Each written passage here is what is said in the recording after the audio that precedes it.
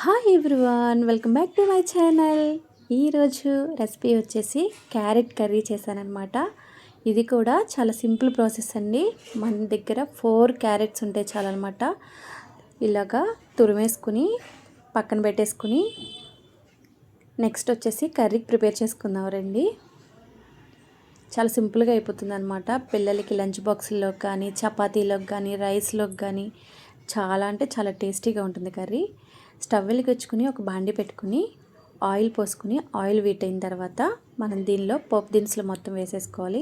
జీలకర్ర, ఆవాలు, పచ్చెనగపప్పు, 2 ఎండుమిరపకాయలు వేసుకుని ఇవి బాగా ఏగిపోయిన తర్వాత ఒక చిన్న సైజు ఆనియన్ కట్ చేసుకుని అది కూడా వేసుకోవాలి.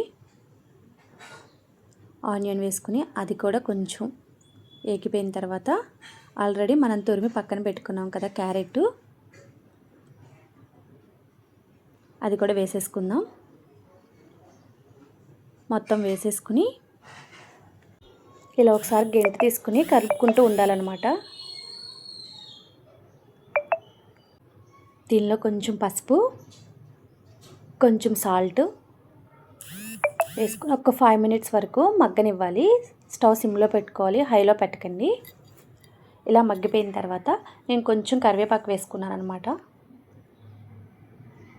కొంచెం మగ్గిపోయిన తర్వాత ఒక చిటికెడు కారం వేసుకోండి. 1/2 స్పూన్ వరకే వేసుకోండి, ఎక్కువ వేసుకుంటే బాగోదు.